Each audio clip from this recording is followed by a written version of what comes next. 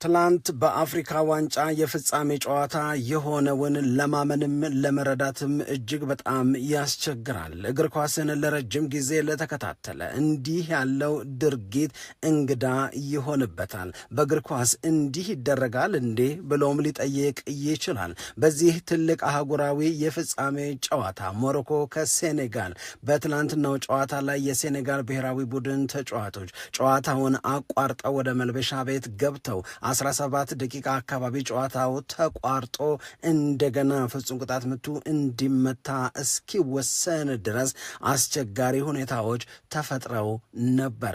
ዓለም እያየ አፍሪካውያን በኩራት የአፍሪካ ዋንጫን ሊያጠናቀቁ በተሰናዱበት በዚህ ሰዓት ላይ እንዲህ ያለው ያልተጠበቀ ደግሞም የሚያሳፍር ደግሞም ግራ የሚያጋባ ክስተት ተከሰተ። በዚህ ድርጊት ላይ የተሳተፉት በሙሉ ጥፋታችን ገብቶናል፣ ልክ አለመሆናችን ተረድተናል ቢሉም አሁንም ድረስ ዓለም እየተነጋገረ ጥያቄዎችንም እያነሳ ቀጥሏል። የሆነው ምንድን ነው? ለምን እንዲህ ያለ ውሳኔ ለመወሰን የሴኔጋል ብሔራዊ ቡድን አሰልጣኝ ተገደደ? እንደዚሁም ደግሞ እነ ሳዲዮ ማኔ፣ ብራያም ዲያዝ በጣም ከፍተኛ የሚባለውን የመነጋገሪያ ትኩረትን ስበዋል። ለማንኛውም የሆነው ሁሉ ግራ ያጋባል፣ ያሳፍራል፣ ያነጋግራል። ሳዲዮ ማኔ የአፍሪካ እንቁ ልጅ እየተባለ እየተቆለጳጰሰ ይገኛል። በሌላ በኩል በጣም ብዙ የእግር ኳስ ወዳጆች ፍጹም ቅጣት ምቱን ብራያም ዲያዝ ሆን ብሎ ስቶታል ወይንስ ደግሞ በቄንጥ ለማግባት ነው በዛ ቅጽበት ውስጥ የወሰነው የሚል ጥያቄን አንስተው አሁንም ይነጋገራሉ። ለእንደነዚህ ያሉ ጥያቄዎች ትክክለኛውን መልስ ማንም ሊሰጥ አይችልም ብራያም ዲያዝ ካልሆነ በስተቀረ። ለማንኛውም ትላንት ባየነው እስካሁንም ድረስ ለማመን በተቸገርነው ጉዳይ ዙሪያ መታወቅ ያለባቸውን ነገሮች በሙሉ ወደ እናንተ እናደርሳለን። ለመሆኑ ከጨዋታው በኋላ የተከሰቱ አስገራሚ ነገሮችስ ምንድን ናቸው? ቀጥሎስ በካፍ በፊፋ ምን ሊወሰን ይችላል? የብዙዎቻችን ጥያቄ ነውና ይሄንንም ለማንሳት ጥረት እናደርጋለን። ሰላም ጤና ይስጥልን፣ እንደምናላችሁ የተከበራችሁና የተወደዳችሁ የሸገር ስፖርት ዊዝ አበበ ግደይ የዩቲዩብ ቻናል ቤተሰቦቻችን በያላችሁበት እጅግ አስደሳች ጊዜን እያሳለፋችሁ እንደሆነ ተስፋ እናደርጋለን። መልካሙን ሁሉ ለናንተ እንመኛለን። ታዲያ ይህንን ሸገር ስፖርት ዊዝ አበበ ግደይ የሚለውን የእኛን የዩቲዩብ ቻናል ሰብስክራይብ አድርጉ፣ የደውል ምልክቱን ተጫኑት፣ ሊንኩን ለሌሎች አጋሩና በተከታዮች ቁጥር እንድንበዛ የምንሰራቸው ፕሮግራሞችም ብዙ ሰዎች ጋር መድረስ እንዲችል ማገዛችሁን ቀጥሉ። እስካሁን ላበረታችሁን አቅም፣ ጉልበት፣ ድጋፍ ለሰጣችሁን በሙሉ የላቀ ምስጋናችን ይድረሳችሁ እንላለን። ከልብም እናመሰግናለን። ሴኔጋል ሞሮኮን 1-0 በሆነ ውጤት በማሸነፍ የአፍሪካ ዋንጫን በ5 ዓመት ለሁለተኛ ጊዜ አሸነፈች። ለሳዲዮ ማኔ ሀገር ትልቅ ደስታ ሆነ። ለአፍሪካ ግን አንገት ማዘቅዘቅ ግድ ነበር። የሆነውን ለማመን አሁንም አፍሪካውያንም ዓለምም ተቸግረዋል። ምንድን ነው የተፈጠረው? እንደዚህ ይቻላል ወይ? እንደዚህ ይደረጋል ወይ? እያሉ ጥያቄ የሚያነሱ፣ በሌላ በኩል ደግሞ የሴኔጋል ብሔራዊ ቡድን ተጫዋቾችና አሰልጣኙ በዳኛው ውሳኔ በመማረር ይህንን አድርገዋል፣ እንረዳቸዋለን፣ ሆኖም ግን ድርጊታቸው ትክክል አይደለም የሚል አስተያየትን ይሰጣሉ። ለማንኛውም ዓለም በዚህ ጉዳይ ላይ በጣም በከፍተኛ ደረጃ እየተነጋገረ ይገኛል። ግን ያየ ሁሉ የሰማ ሁሉ መልሶ ጨዋታውን የማየት እድል ያገኘ በሙሉ ግን ያየው ነገር አስገርሞታል፣ አሳፍሮታል። እንዲህ ይደረጋል እንዴ ብሎ እንዲጠይቅም አስገድዶታል። እንግዲህ ይሄ የአፍሪካ ዋንጫ በሞሮኮ አዘጋጅነት የሞሮኮን ዝግጅት የምናደንቅበት፣ ሞሮኮ ከ4 ዓመት በኋላ በጣምራ የዓለም ዋንጫን የምታዘጋጅ አፍሪካዊት ሀገር ከመሆኑ አንጻር ምንም አያንሳትም፣ ፋሲሊቲዎቹ በጣም ደስ ይላሉ ተብሎ በጣም ብዙ አድናቆት ሲሰነዘርላት ነበረ። ይሄኛው የአፍሪካ ዋንጫ በብዙዎች በበጎ የሚነሳበት ብዙ ምክንያት አለው። ሞሮኮና ሴኔጋል የዓለም አፍሪካ ዋንጫውን የፍጻሜ ጨዋታ እንደተጠበቀው በጤናማ ፉክክር ጨርሰውት ቢሆን ኖሮ ይሄኔ ስለ አፍሪካ ዋንጫው የምንነጋገረው የተለየ ነገር ይሆን ነበር። ነገር ግን አሁን ከአፍሪካ ዋንጫው የመጀመሪያ ቀን አንስቶ ትላንት እስከሆነው ድረስ የነበሩት በጎ ነገሮች በሙሉ በትላንትና ዕለት ከ98ኛው ደቂቃ አንስቶ የተፈጠረው ግርግር ሁሉንም ሸፍኖታል። ከሁሉም በላይ ዋነኛው የዚህ አፍሪካ ዋንጫ ትዝታ ሆኖ ዕድሜ ልክ መነጋገሪያ ሆኖ የሚቀጥለው ትላንት የሴኔጋል ብሔራዊ ቡድን ተጫዋቾች የወሰኑት ውሳኔ፣ ያደረጉት ነገር፣ የዳኛው ውሳኔ፣ የብሪያም ዲያዝ የፍጹም ቅጣት ምት መሳትና በአጠቃላይ በፍጻሜው ጨዋታ ላይ የነበሩት ሲኖች ናቸው። እንግዲህ ዳኛውን በተመለከተ የሴኔጋል ብሔራዊ ቡድን ተጫዋቾች ደስተኛ አልሆኑባቸውም። 98ኛው ደቂቃ ላይ ፍጹም ቅጣት ምቱ ከመሰጠቱ አስቀድሞ ሴኔጋል ጎል አግብታ ነበረ። ሴኔጋል ያገባችው ጎል ግን በዳኛው አልጸደቀም። እንግዲህ ዳኛው ጎሉ ከመግባቱ በፊት ቅጣት ምት ብለው የፊሽካ ድምፅ አሰምተዋል። ጨዋታውን እንዲቆም አዘዋል። ነገር ግን የጨዋታው እንቅስቃሴ ቀጥሎ ኳስና መረብ ተገናኝተዋል። ሴኔጋል ጎል አግብታለች። አሁን የሴኔጋል ብሔራዊ ቡድን ተጫዋቾች የሚሉት እኛ ያገባነው ጎል ትክክል ነው፣ ትክክል አይደለም የሚለውን አክራፍ ሐኪሚ ሆን ብሎ ነው የወደቀው ወይም የእሱ አወዳደቅ ዳኛውን አሳስቷቸዋል አላሳሳታቸውም የሚለውን ዳኛው በቪዲዮ አሲስታንት ሪፈሪ አይተው አረጋግጠው ውሳኔ ልክ ነው ልክ አይደለም ማለት ሲገባቸው በቫር እንኳን ለማየት እድል ሳይሰጡ በትክክል ያገባነውን ጎል ሊሻር የማይገባው የነበረውን ጎል ሽረውብናል ነው። ይሄ የመጀመሪያ ቅሬታ ነው። እንግዲህ የሴኔጋል ብሔራዊ ቡድን ተጫዋቾች የመጨረሻውን ሜዳውን ጥሎ የመውጣት ውሳኔ ከመወሰናቸው በፊት አእምሯቸው ውስጥ ምንድን ነበር የሚለውን ካላነሳን፣ እሱን አንስተን ካልተነጋገርን ትክክለኛው ምስል አይኖረንም። በነገራችን ላይ አሁን ያልነው የሴኔጋል ብሔራዊ ቡድን አግብቶት የነበረው ኳስ እሱ እንዲሻር መደረጉ ነገሮችን የበለጠ ያባባሰ እንጂ ዋነኛው መነሻ ግን እሱ አይደለም። ከዛም በፊት የሴኔጋል እግር ኳስ ፌዴሬሽን ለካፍ ያሳወቀው ቅሬታ አለ። እየተበደልኩ ነው፣ እየተደረገብኝ ያለው ነገር መልካም አይደለም የሚሉ ስሞታዎችን በተደጋጋሚ ያነሱ ነበር። ሴኔጋል የነበራት ስጋት ምንድን ነው ያልን እንደሆነ በመጀመሪያ ደረጃ ሴኔጋል ብቻ ሳትሆን እዛ ሞሮኮ ያሉት የሚዲያ ሰዎች እንደዚሁም በተለያዩ ሶሻል ሚዲያ ፕላትፎርሞች ላይ በተደጋጋሚ ሰሞኑን ይመላለስ የነበረ አንድ መልእክት አለ። የአፍሪካ ዋንጫውን አዘጋጇ ሞሮኮ እንድታሸንፍ ይፈለጋል። ዳኞች የሚወስኑት ውሳኔ ሞሮኮን ከግምት ውስጥ ያስገባ የሞሮኮን ድል የሚመኝ ነው የሚል መልእክት በጣም በተደጋጋሚ ይነገር ነበር። የዳኛ አሰያየም ላይ የሞሮኮን ጨዋታ የሚዳኙ ዳኞች የሚወስኑት ውሳኔ ላይ አሻሚ የሚባሉ ጉዳዮችን ወደ ሞሮኮ ዘንበላ አድርጎ የመወሰን ዝንባሌ አለ። እናም ካፍ የአፍሪካ ዋንጫውን አዘጋጇ ሞሮኮ እንድታሸንፍ ይፈልጋል የሚል ወሬ በጣም በከፍተኛ ደረጃ ይወራ ነበር። ሴኔጋል እዛ ላይ ስጋት ነበራት። እበደል ይሆን ብላ ራሷን አዘጋጅታ ነበረ። ስለዚህ እያንዳንዱ ዳኛው የሚወስኑት ውሳኔ ሴኔጋልን የሚጎዳ ሴኔጋልን የማይጠቅም ከሆነ ሆን ተብሎ ነው ብሎ ለማሰብ የሴኔጋል ብሔራዊ ቡድን አሰልጣኝ፣ የሴኔጋል ብሔራዊ ቡድን ተጫዋቾች ዝግጁ ነበሩ። ይህንን ደግሞ ከዳኝነት ጋር በተያያዘ ብቻ ሳይሆን በሌሎችም ሊደረጉ በማይገባቸው ነገሮች እየተደረጉብኝ ነው ብላ ስሞታ አቅርባለች። ከትላንትናው የዋንጫ ጨዋታ አስቀድሞ ከጨዋታው አስቀድሞ የሴኔጋል ብሔራዊ ቡድን ወደ ራባት ሲደርስ የሴኔጋል እግር ኳስ ፌዴሬሽን አንድ ጥያቄ አቅርቦ ነበረ ለካፍ። ስጋቱን ሲሪየስ የሆነ ስጋት አለኝ፣ በጣም ያሳሰበኝ ጉዳይ አለ። የብሔራዊ ቡድኔ ተጫዋቾች ተገቢ የሚባለው ጥበቃ እየተደረገላቸው አይደለም፣ ቸል ተብለናል። የተጫዋቾችን ትኩረት የሚሰርቅ እንደዚሁም ተጫዋቾችን ለአደጋ የሚዳርግ ከበባ አለባቸው። ራባት ስንደርስ የነበረው የህዝብ ብዛትና ከህዝቡ ተጫዋቾቹን ለመጠበቅ ሊሟላ ይገባ የነበረው የደህንነት ጥበቃ አልተሟላምና ይሄ ያሳስበኛል አለች። ይሄ አንድ በሉ የሴኔጋልን የቀደመ ቅሬታ ከጨዋታው በፊት ከዋንጫው ጨዋታ በፊት የ2021 የአፍሪካ ዋንጫ አሸናፊ የነበረችው ሴኔጋል ሁለተኛ ቅሬታዋ የቀረበው አርብ ዕለት ነው። አርብ ዕለት ምን ብላ ቀረበች? እሷ እንዳርፍበት የተደረገው ሆቴል ምቾቱ የተጓደለ ነው፣ ይሄም ነውር ነው፣ ይሄም ትክክል አይደለም፣ ቅር አሰኝቶኛል፣ እንዳይመቸኝ በማድረግ ሞሮኮ እንዲመቻት እየተሰራ ነው ብላ እንደምታስብ አሁንም ጨዋታው ትላንት እሑድ ነው። ሴኔጋል ግን አርብ ዕለት ይህንን ቅሬታ ስታቀርብ ነበር። ከዛ በተጨማሪ ሞሮኮና ሴኔጋል ናቸው ለዋንጫው ጨዋታ የሚጫወቱት። ለሞሮኮ ብሔራዊ ቡድን ደጋፊዎች የተዘጋጀው ቲኬት አለ። እንደዚሁም ለሴኔጋል ብሔራዊ ቡድን ተጫዋቾች፣ ለብሔራዊ ቡድን ደጋፊዎች የሚዘጋጅ ቲኬት አለ።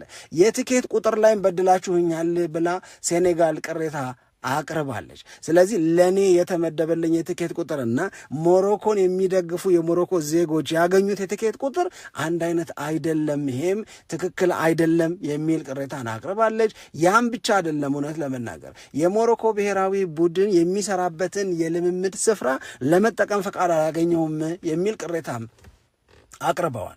ስለዚህ እንደነዚህ ያሉ በቂ የደህንነት ጥበቃ አልተደረገልኝም፣ ልምምድ የምሰራበት ቦታ ላይ ቅሬታ አለኝ፣ ሆቴሉ ደረጃውን የጠበቀ አይደለም፣ ትኬት አመዳደብ ላይ ለእኔና ለነሱ እኩል ነገር አልተደረገም የሚል ተደጋጋሚ ቅሬታ ነበረው። ይሄ ምንድን ነው የሚያሳየው? አእምሯቸው ውስጥ የሴኔጋል ብሔራዊ ቡድን ተጫዋቾች፣ አሰልጣኞች፣ ምናልባትም ደጋፊዎቹም መበደላችን አይቀርም ብለው እንዲያስቡ ቅድመ ዝግጅት ነበራቸው አእምሯቸው ላይ። ቅድመ ዝግጅቱን ራሳቸው አልፈጠሩትም። ቅድመ ዝግጅቱን ያመጣው አሁን የጠቀሷቸው ነገሮች ላይ ምቾት የሚያጎድል እና መሆን አልነበረበትም የሚሉት ነገር ተደጋግሞ መሆኑ ነው። ይህንን መያዝ መቻል አለብን። ከዛ በኋላ ነው በጨዋታው ሂደት ሴኔጋል ጎል አገባች። ዳኛው በቫር እንኳን ለማየት ፈቃደኛ አልሆኑም። ከዛ በተጨማሪ ግን ያው በቫር እንዳያዩት ጨዋታው ላይ ዳኛው የፊሽካ ድምፅ ያሰሙት ኳሷ ጎል ከመሆኗ በፊት ነው። ስለዚህ ጎል ከመሆኗ በፊት ጨዋታው እንዲቆም ዳኛው በፊሽካ ካዘዙ ከዛ በኋላ ያለውን ኢንሲደንት ማየት ይችላሉ ወይ? ይሄ በእግር ኳስ ዳኞች ማብራሪያ የሚሰጥበት ጉዳይ ነው የሚሆነው። በነገራችን ላይ ዳኛው ከተወቀሱ መወቀስ ያለባቸው የሚያስወቅሳቸውም አክሽኑን ለመጨረስ ቢታገሱ ምን አለ ብሎ ነው አንድ ሰው ሊወቅሳቸው የሚችለው ዳኛውን። በቃ ሴኔጋል እና ሞሮኮ የሞሮኮ ግብ ክልል አካባቢ ሴኔጋል ጎሉን ለማስቆጠር ሞሮኮ ለመከላከል ጥረት ሲያደርጉ በተጫዋቾች መካከል መገፋፋት ነበር። ጥፋት ተፈጽሞበታል የሚባለው ተጫዋች ወደ ሴኔጋሉ ተጫዋች እጁን ይሰነዝራል፣ የሴኔጋሉም ተጫዋች ወደ ሞሮኮ ተጫዋች እጅ ይሰነዝራል። ሁለቱም ተመሳሳይ ድርጊት ነበር ያደርጉ የነበረው። የሞሮኮ ተጫዋች ወደቀ፣ ዳኛው የፊሽካ ድምፅ አሰሙ፣ ጨዋታው እንዲቋረጥ አዘዙ ማለት ነው። ከዛ በፊት ግን ዳኛው ቢያደርጉ ጥሩ የነበረው አክሽኑ እንዲቀጥል አድርገው ጎሉ ከገባ በኋላ ቆይ ስትገፋፉ ነበረ፣ የሞሮኮ ተጫዋች ወድቋል፣ እሱ የወደቀው ጥፋት አጥፍተበት መሆን አለመሆኑን ላጣራ ብለው ካጣሩ በኋላ ጎሉን ማጽደቅም ጎሉን መሻርም ይችሉ ነበረ። ትክክለኛው መሆን ያለበት ይሄ ነው። ዳኛው ተቻኩለው የፊሽካ ድምፅ ማሰማትና እንቅስቃሴው እንዲቋረጥ ማዘዝ አልነበረባቸውም። ይለቅ ይሂድ ጥረታቸው ጎል ሊሆን ይችላል፣ ጥረታቸው ሊሳት ይችላል። ከዛ በኋላ በቪዲዮ አሲስታንት ሪፈሪ ታግዘው ሁኔታውን መዳኘት ይችሉ ነበር። ይህንን አላደረጉም ዳኛው። ይህንን እንዴት አያደርጉም የሚለው የሴኔጋል ብሔራዊ ቡድን ተጫዋቾች ስሜት ውስጥ ገቡ ማለት ነው። ይሄ አንድ ነው። ከዛ ትንሽ ቆይቶ 98ኛው ደቂቃ ላይ ፍጹም ቅጣት ምት ተሰጠ። አሁን የፍጹም ቅጣት ምት ውሳኔው ላይ አንዳንዱ ሶፍት ነው ይላል። ለምሳሌ ጆኖቢ ሚካኤል ሶፍት ነው፣ ዳኛው የወሰኑት ውሳኔ ፍጹም ቅጣት ምት ያሰጣል ብዬ አላምንም። ነገር ግን የዳኛውን ውሳኔ በዛ መንገድ ለመቃወም መሞከሩ ደግሞ አግባብነት የለውም ብሎ ሴኔጋሎችንም ይወቅሳል። በዳኛው ውሳኔ ደግሞ ሴኔጋሎች እድለኛ አይደሉም ይላል። ሌሎች ደግሞ ዳኛው የሰጡት የፍጹም ቅጣት ምት ትክክል ነው፣ ተገቢ ነው፣ ፍጹም ቅጣት ምት ያሰጣል፣ ትከሻውን ይዞ ኳሷን የመግጨት እድሉን አሳጥቶታል ዲያዝን፣ ስለዚህ ዳኛው የወሰኑት ውሳኔ ትክክል ነው ይላሉ። ይሄንን ግን የሴኔጋል ብሔራዊ ቡድን አሰልጣኝና ተጫዋቾች እንደ አንድ ተራ ኢንሲደንት አላዩትም። ልብ በሉ፣ ቀደም ሲል የነገርናቸው የተጠራቀመ ነገር ሲደመር ሜዳ ላይ ያገባነውን ጎል ለማጽደቅም ለመሻርም በቫር እንኳን ጉዳዩን የማየት እድል አልሰጠንም የሚለው ስሜት እና 98ኛው ደቂቃ ላይ ፍጹም ቅጣት ምት ተሰጠ ነው። ስለዚህ እንዲህ ያለ ያፈጠጠ ያገጠጠ በደል እየደረሰብን ጨዋታውን ልንቀጥል አንፈልግም አንችልም አሉና በአሰልጣኙ ትዕዛዝ ሜዳውን ለቀው መውጣት ጀመሩ። ይሄ ግራ ያጋባል።